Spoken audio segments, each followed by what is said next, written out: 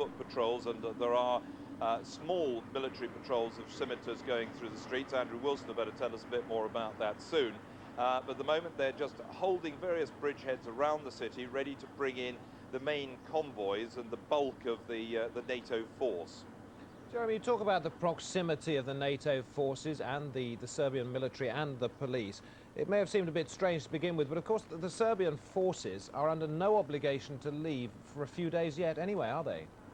No, of course they were given that 11-day period, and it looks like they're packing up in their own good time. I mean, from the hotel where we stayed in the middle of town last night, which I have to say was a slightly restless night as gunfire was going off in the streets all around.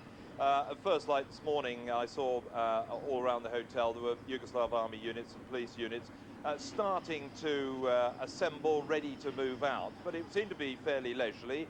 We know that the British Army Brigadier met the chief of the Yugoslav army here. They had a handshake and again a pretty amicable conversation. We don't know the details of that at the moment, but it seems that this disengagement is going all right at the moment. The worry for the NATO forces is the vigilantes, the renegade groups who may be left in town. There are certainly an awful lot of weapons, and judging by the gunfire last night, when night falls, then people like to fire off their Kalashnikovs, whether in menace or just to note and mark the anger at the coming of the NATO forces and the withdrawal of the Yugoslav army. Difficult to tell, but certainly the soldiers here on this position have been watching some flats over the other side, which at the moment we're protected from, so we're staying out of the way of that, where they believe that there could be snipers, so they're watching for the potential of that, and they've got their weapons trained up onto the buildings beyond. Jeremy, for now, thank you very much indeed. No sooner had the bombs fallen silent when K4 vehicles roared through the center of Pristina. The advanced spearhead armored personnel carriers loaded with the infantry that will eventually run this town. In a car, some Serb soldiers had to wait for them to pass. On the outskirts, everywhere, APCs and light tanks have taken up initial positions ready for full and speedy occupation. But also in Pristina are Serb soldiers and armed police vehicles going about their normal business. Under the agreement with Belgrade, they should be gone soon. Their presence beside K4 is an uneasy one. But while children may be curious, all their parents know of NATO so far is nightly bomb raids and destruction. While the West may talk of victory, Pristina has become a city of confusion and even fear. Most people here have found themselves thrust into the front line of an armed conflict followed by a peace agreement, neither of which they truly understand. But one thing is for certain, the fear of Albanian retribution is absolute. And so they're leaving. Refugees themselves now heading for a dubious sanctuary somewhere in the north. Pristina is changing hands again. Andrew Wilson, Sky News in Pristina. Deaths of some Serb police shot dead by KLA snipers. Yes, I think if you go to that level of this conflict or this peace, whatever you like to call it, you will find this clashing of opposing sides, the Serb police, the KLA, at the airport, this confrontation between the K4 forces and the Russian forces, again, all adding to the tension around the city. It's passing me almost all the time now. We've got British Army tanks taking up positions, getting bolder and bolder. I don't mean that they're fearful of coming in. I mean they don't want to create unnecessary disturbance amongst the local people by their presence. But they do have to get in fast because there is every danger that the pressure will blow off the situation here in Pristina before the K4 mandatory hold on everything is in place. So they do have to move fast, perhaps faster than they originally planned.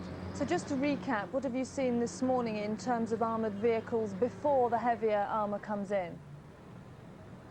Oh, they're everywhere now, all around the outskirts. Pristina is quite a small town, but it has a small dual carriageway bypass encircling the whole town.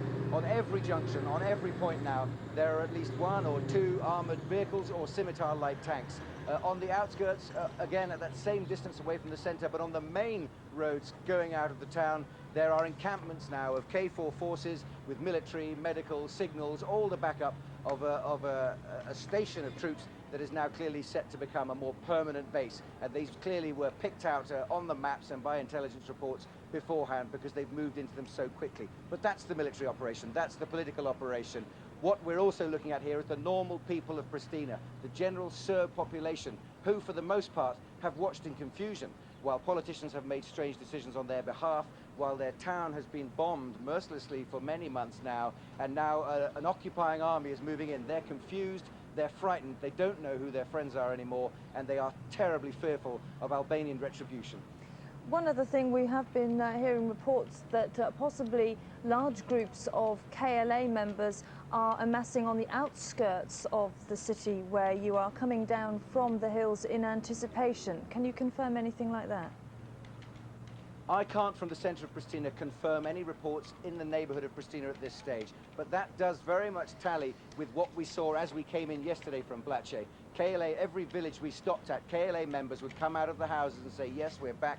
We came in as we saw the NATO vehicles moving up the road. We're here now, we're coming back, we're going to start running things our way again. But of course, with due respect to K4, but the agenda of the KLA throughout this conflict has been to use NATO as a spearhead to come back in and do operate the agenda that they've wanted to operate. So no, it wouldn't surprise me at all to hear that KLA members were now amassing on the outskirts of Pristina. This is a very uneasy time because it's an opportunistic moment for all sides. It's not clear exactly who's in charge yet. It's not clear exactly what the ground rules are. And so every team, albeit the NATO troops, the Russians, the Serb police, the Serb military, the KLA, all want to see what slice of the cake they can get out of this situation before NATO clamps down and says, we now have 30,000 troops in your province, we're running it our way. Andrew Wilson reporting from Pristina. Thank you. Well, the peacekeeping troops are moving into Kosovo through numerous routes. The British and Americans have been stationed in Macedonia. Germans have been crossing from Albania. Ross Appleyard witnessed the advance over the border there into Kosovo. And we can talk to Ross. Now, Ross, we were hoping to see some troop movement earlier on today. Can you tell us a little bit more about what's been happening? Well, an advanced troop movement came up here, only about 3 or 4 vehicles. They tried to get across the border, indeed drove through the border crossing to meet up with other German troops on the other side, a battalion which drove up from Macedonia up to Prizren and then up to the border up the other side behind me. We're still waiting for the main body of German troops, but the circus that you can see behind me is in fact the world's media, who've become impatient, perhaps understandably, because they were supposed to be moved through here at 8 o'clock this morning.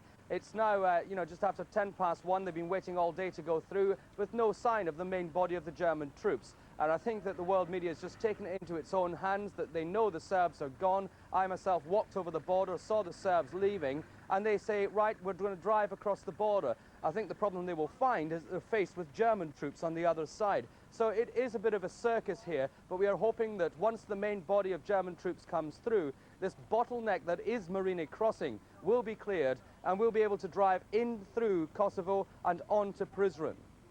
Ross, remind us, if you would, why this route is so important. Well, it is important because you have to consider there are 450,000 refugees inside Albania. The majority of those came through this crossing. I myself have stood up here day after day, and on one day we were told that 42,000 people had come across this tiny, narrow road.